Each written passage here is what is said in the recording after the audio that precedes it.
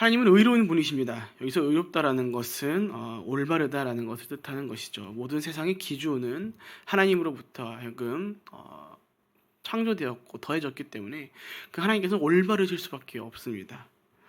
이 하나님께서 세상을 창조하실 때 모든 것이 하나님의 뜻에 따라 하나님 없이는 살아갈 수도 유지할 수 없도록 만드셨죠. 하지만 인간에게 죄가 들어오고 나서 그 모든 법칙과 가치들이 무너져 내려가기 시작했습니다. 그로 인해 인간은 이제 하나님 없이 살아갈 때 의로운 삶이 아니라 불의한 삶을 살아갈 수밖에 없게 된 것이죠.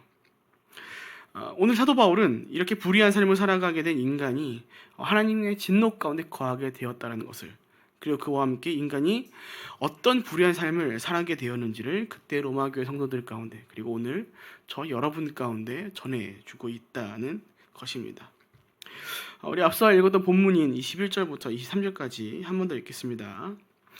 그들은 하나님을 알면서도 하나님을 영화롭게 하지도 않고 감사하지도 않았습니다. 오히려 그들이 생각이 허망해졌고 그들의 어리석은 마음은 어두워졌습니다. 그들은 스스로 지혜롭다고 하지만 미련하게 돼 썩지 않은 하나님의 영광을 썩어진 사람이나 새나 짐승이나 기어다니는 동물의 우상으로 바꾸었습니다. 여러분, 우리가 알고 있는 죄라는 것은 잘 기억하시듯이 관역을 빗나간 화살을 의미하는 단어입니다. 그래서 우리는 보통 이 죄에 대해서 이해할 때 우리로 하여금 하나님으로부터 또 하나님의 말씀으로부터 벗어난 상태로 우리가 기억하고 이해하고 있죠. 그런데 우리가 여기서 조금 더 깊이 생각해 볼 것이 있는 것 같습니다. 그렇다면 과연 우리로 하여금 하나님의 말씀으로부터 그 관역으로부터 벗어났다라는 것이 우리 삶에 어떤 영향을 끼치는가? 그 삶은 과연 어떤 삶으로 펼쳐가는 것인가라는 고민을, 생각을 조금 더 깊게 해야 할 필요가 있는 것 같습니다. 왜냐하면 우리가 살아가는 현실 속에서 죄 가운데 빠지고 불의 삶을 살아가는 삶을 봤을 때 우리가 고민되기 때문이죠. 여러분, 그 사람도 어떻습니까? 정말 많은 경우 정말 우리 눈에 볼 때 잘 먹고 잘 사는 사람들이 대다수입니다. 그렇지 않나요? 어차피 믿는 사람들보다 더 떵떵거리고 살고 있는 사람들이 더 많다는 것입니다. 그래서 우리가 생각하는 것이죠. 딱히 겉으로 보기에는 이게 믿는 사람이나 믿지 않는 사람들이나 별반 차이 없는 것처럼 보일 때가 많다는 것입니다. 근데 여러분, 그 안에서 우리로 하여금 구별됨이 있다면, 다름이 있다면 무엇이겠습니까? 바로 속사람의 문제라는 거예요. 속사람. 사도 바울은 말합니다. 본문 23절, 썩지 않는 하나님의 영광을 썩어질 사람이나 새나 짐승이나 기어다니는 동물의 우상으로 바꾸었다라고요. 여러분, 이게 무슨 말이냐면요, 1차적으로는 우상 숭배에 대한 것으로 이해되는 말씀이긴 하지만 우리가 이를 조금 더 깊이 생각해보면 이렇게도 이해할 수 있을 것 같습니다. 불의한 자들이 이뤄가는 삶은 기본적으로 불변한 가치를 썩어질 가치로 바꾸는 삶이다 라고 말이죠. 죄인들이, 불의한 자들이 가지고 있는 가장 큰 문제가 무엇입니까? 여러분, 그 사람들이 왜 이렇게 세상에서 떵떵거리고 잘 사는 것처럼 보입니까? 이 사람들로 하여금 그 불의한 삶으로 인하여서 무엇이 영원한 가치인지를 분별하지 못하고 자기 눈에 좋아 보이는 그 썩어질 가치들이 영원할 것이다 라고 여기고 살아가는 것이 그들의 가장 큰 문제라는 것입니다. 그래서 우리 눈에 좋아 보이는 것들을 그 사람들이 그렇게나 자기 손에 꼭 붙잡으려고 노력을 하는 거고 눈이 머는 것입니다. 그래서 그 사람들이 누려가는 대표적인 것이 무엇입니까?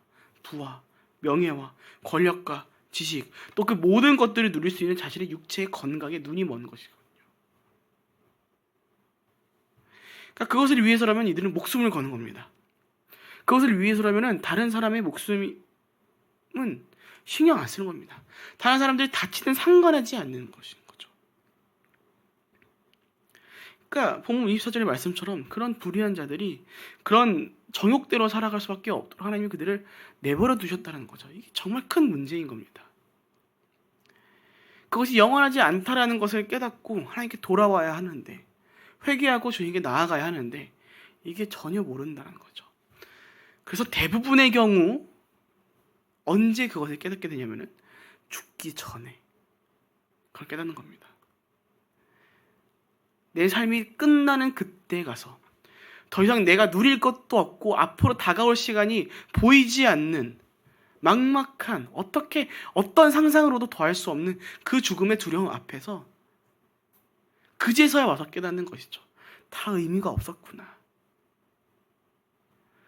그래서 그때 와서 누군가는 비로소 하나님의 은혜로 말미암아 정말 늦었다라고 생각할 뻔한 그때에 하나님을 만나고 예수님 영접하고 조금은 편안한 시간을 가지게 되는 것이죠. 하지만 그럼에도 불구하고 여전히 꼭 그것을 붙잡고 살아가고 끝내 그 삶을 마감하는 사람들도 너무나 많다는 것입니다. 왜입니까? 하나님 내버려 두셨습니다. 돌아올 생각을 안 하니까. 그 불의한 자들의 삶이 그렇다는 것입니다. 그러니까 영원한 가치를 잊어버리고 썩어질 가치들로 자신의 삶을 채워가니 그의 삶이 어떻겠습니까? 겉은 번지를 할 수 있습니다. 하지만 속은 썩어 들어가는, 썩은 것들로 가득 차서 악취가 나는 삶을 살아가게 되는 것이죠. 우리가 나중에도 함께 나눌 말씀이기도 하지만 이게 회칠한 무덤이 되는 것입니다. 그 무덤의 겉은 회를 칠함으로써, 회반죽을 칠함으로써 번지를 할 수 있지만 그 속은 무덤인 것이죠. 썩어진 육체의 그 훼손된 시신들과 그 부패함으로 인해 풍기는 악취들, 그러니까 비정상적인 삶을 살아가게 되는 것입니다. 정상적이고 올바른 가치들과 법칙들을 전부 파괴하는 삶으로 그들이 살아가게 되는 것이죠. 그러니까 그런 사람들이 이제 어떤 삶을 펼쳐가는가를 보면은 이제 본문 26절 후반부, 여자들은 남자와의 정상적인 관계를 비정상적으로 관계고, 본문 27절, 남자도 그와 같이 행하며 이제 그들은 같은 남자끼리 부끄러운 일을 행했다라고 나오는 것이죠.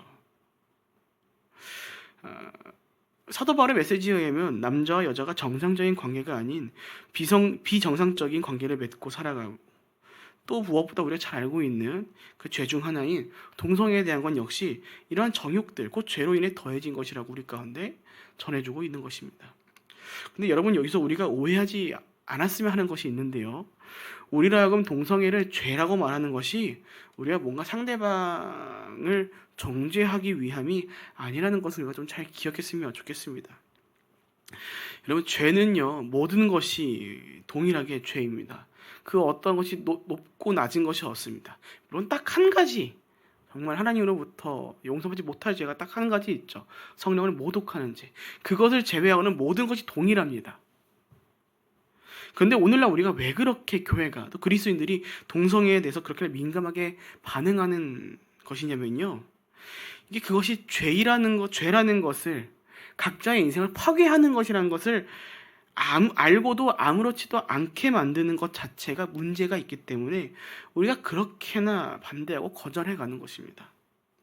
이게 조금 이해하기 쉽게 설명해 보자면요, 여러분, 살인이 죄인지를 알면서도, 그것이 각자의 인생을 파괴한다는 것을 알면서도 그것이 일상의 당연한 것이라고 여겨지도록 만드는 것이 있다면 우리가 그것을 반대해가고 거절해가는 것이 당연한 것이다라고 우리가 생각하면 좀 좋을 것 같습니다. 오늘날 우리에게서 살인은 죄입니다. 그렇죠? 하나님께서 창조하신 그 생명을 하나님의 뜻이 아닌 사람의 뜻으로, 우리 피조물의 뜻으로 그것을 해한 것이기 때문에.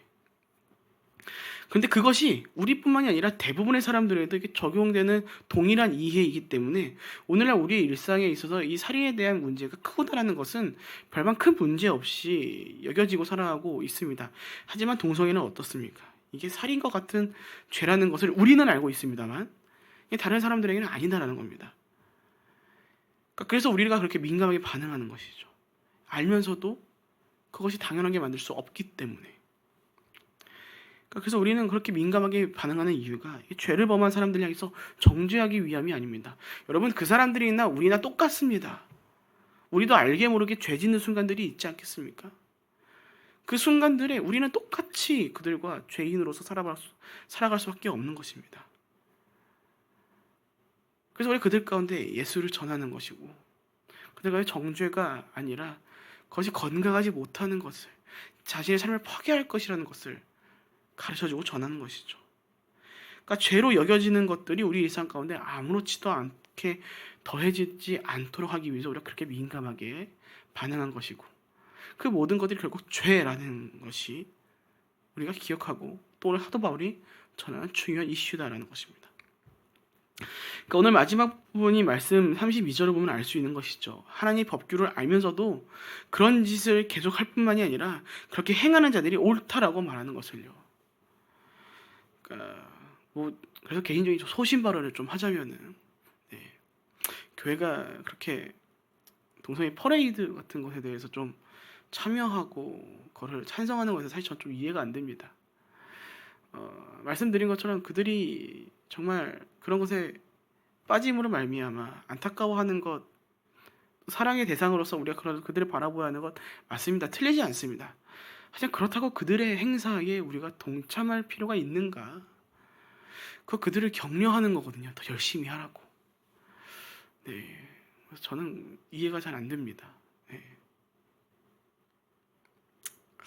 그러니까 죄라는 것을 알면서도 그것을 행하는 자들이 옳다라고 하는 것이 그때의 모습도 있지만 오늘날 우리의 모습과도 다를 것 없다라는 것이죠. 그뿐만이 아닙니다. 본문 28절 이하의 말씀들을 보면은 이렇게 하나님께서 그렇게 타락한 대로 내버려둔 사람들이 어떤 일을 이뤄가는지가 나와 있는데, 이게 단어로만 나열해도 여러분 끝이 없습니다. 불의, 악의, 탐욕, 악행, 탐욕, 악의, 질투, 살인, 다툼, 사기, 악독, 수근거림, 헐뜯기, 하나님을 미워하고 건방지며 교만하고 자랑하며 악한 일을 도모하고 부모를 거역하고 어리석고 신의가 없고 무인정하고 무자비한 것. 야, 여러분 엄청나지 않습니까? 이 모든 것이 정욕 가운데 살아가는, 죄 가운데 빠져 살아가는, 하나님 없이 살아가는 자들이 펼쳐가는 삶이랍니다. 그러니까 결코 올바르지 않죠. 비이상적인, 그러니까 결코 영원할 수 없는 썩어질 것들을 지금 사도 바울이 쫙 나열해 놓은 것입니다. 그런데 여러분, 이러한 것들을 사도 바울이 오늘 이렇게 나열을 하며 또 메시지를 전하며 또 오늘 우리 가운데 말씀해 주시는 이유가 무엇입니까? 여러분, 딱 하나입니다. 우리로 하여금 하나님 없이는 안 된다라는 것을 깨닫도록 하기 위함이라는 것입니다. 예수 그리스도가 없이는 결코 우리의 삶이 정상적일 수 없음을, 여전히 죄 가운데 이렇게밖에 살아갈 수 없음을 깨닫도록 하기 위해서 오늘 이렇게 길게 하나님께서 사도 바울을 통해서 우리 가운데 보여주시는 것이죠. 그러니까 그렇기 때문에 이 모든 것들로부터 우리를 자유케 하시는 분이 누구이다라는 것을 깨닫도록 해주시는 겁니까? 예수 그리스도라는 것입니다. 여러분, 그래서 우리가 고백하는 것입니다. 솔루스 크리스토스라고요. 오직 예수라고요. 우리네 인생의 정답은 그 어떤 것도 아신 오직 예수 그리스도라는 것입니다. 그것을 위해 오늘 하나님께서 사도 바울을 통해 그의 악독한, 그 악의적인, 그 정욕에 빠진 죄인의 삶을 쫙 나열해 놓으신 겁니다. 그 삶엔 답이 없다. 아무리 잘 살지언정, 보기 좋을지언정 그 인생에 답이 없다라는 것을요. 사랑하는 여러분, 모든 것을 누리고 있는 것처럼 보일지라도 그 삶에 예수 그리스도가 없으면요, 오늘 사도 바울이 말한 것처럼 그 인생은 결국 불의한, 비정상적인 삶을 살아갈 수밖에 없는 것입니다. 그럼 반대로요, 예수 그리스도와 함께할 때 우리는 비로소 창조의 법칙에 따라 세워진 정상적인 삶을 살아갈 수 있게 되는 겁니다. 이런 삶이 결국에는 육체의 소욕이 아니라 성령의 열매들을 맺는 것이죠. 사실 앞서 나온 모든 그 악의로운 것들, 그 정욕에 빠진 사람들이 이뤄가는 모든 일들, 사실상 우리가 알고 있는 갈라디아서에 나오는 그 육체의 열매에 속한 것들이 아닙니까? 다 거기 속한 것들이잖아요. 예수 그리스도가 없는 삶은 이러한 것들을 맺어가는 것이 당연한 일입니다. 그러나 우리가 예수 그리스도와 함께할 때 우리는 그와 반대된 삶, 곧 사랑을 비롯한 모든 성령의 열매를 맺어가는 삶을 살아가고, 정욕대로가 아니라 내 마음대로 살아가는 것이 아니라 갈라디아서 5장 25절의 말씀처럼 성령으로 행하고 살아가는 자들이 되어간다는 것입니다. 우리 안에 육체의 소욕과 성령의 맵을 싸우는데 그 싸움으로 하여금 성령이 승리하는 삶을 우리가 살아가게 된다라는 것이죠. 말씀 마칩니다. 사랑하는 여러분, 우리네 삶의 정답은 오직 예수 그리스도입니다. 그분을 떠나서 그분 없이는 우리는 결코 정상적으로 살아갈 수 없습니다. 잠깐은 잘 사는 것처럼 보일 수 있겠죠. 잠깐은 떵떵거리며 살아갈 수 있겠죠. 그러나 여러분, 정말 정밀한 기계에 뭐 하나가 삐끗하면 그 기계가 잠깐은 잘 굴러가지만 언젠간 망가지게 돼 있는 것처럼, 또 오늘 우리의 육체가, 우리 육체 안에 어떠한 지체가 조금 문제가 생길 때, 겉으론 잠깐은 괜찮은 것처럼 보이지만 그 삶이 끝내 결국 그 삶에 문제가 생긴다는 것처럼, 우리 삶에 예수 그리스도가 없을 때 잠깐은 좋아 보일 수 있지만, 잘 사는 것처럼 보일 수 있지만, 끝내 그 삶은 비정상적인, 그 불의한 삶을 살아갈 수밖에 없게 되는 것입니다. 오직 예수님만이 우리를 의롭다 칭할 수 있으시며 불의가 아닌 의로운 삶으로 우리를 인도하실 수 있습니다. 그렇게 부디 오늘 말씀을 기억하시고 오늘 본문의 말씀과 같이 불의한 삶이 아니라 하나님의 뜻에 따라 순종을 더해가며 하나님 오시의 거룩한, 하나님 기뻐하시는 의롭다라고 칭하기에 합당한 자들의 삶을 펼쳐가시는 저 여러분 모두가 되시기를 주님의 이름으로 축복드립니다. 아멘. 함께 기도하겠습니다. 살아계신 하나님 아버지, 우리가 말씀을 통하여 기억합니다. 주님, 우리네 삶의 정답은 오직 예수 그리스도 한 분뿐이십니다. 결코 다른 것으로 우리가 그 삶을 살아갈 수 없사오니 원컨대 주님, 우리와 오늘도 동행하여 주시옵고 주님과 동행하는 그런 삶 가운데 오늘 정욕 가운데 내버려둔 모든 이들이 펼쳐갈 그 잘못된 불의한 것들로부터 우리를 자유케 하여 주시어서 우리의 육체의 소욕이 아닌 성령과 사랑의 열매를 맺어감으로 말미암아 빛과 소금으로의 삶을, 작은 예수로의 삶을 펼쳐갈 수 있도록 인도하여 주시옵소서. 주님, 그 삶을 펼쳐갈 때 때론 어려움들을 경험할 수 있을 것이고 또 때론 슬픔 가운데 눈물이 더해진 삶을 살아갈 수도 있을 것입니다. 주님을 살아가는 모든 백성들의 삶을 주님께서 친히 인도하여 주시어서 때로 억울할지라도, 때로 눈물 흘릴지라도 포기하지 않고 그 거룩한 삶을 끝까지 달려갈 수 있도록 주님께서 친히 인도하여 주셨고 다스려 주시옵소서. 주님, 우리가 오늘도 주님만을 의지하고 나아갑니다. 오직 예수 그리스도의 말씀을 붙잡고 나아갑니다. 그렇게 오늘도 우리를 다스려 주시옵고 인도하여 주시옵소서. 감사드리며 예수님의 이름으로 기도합니다. 아멘.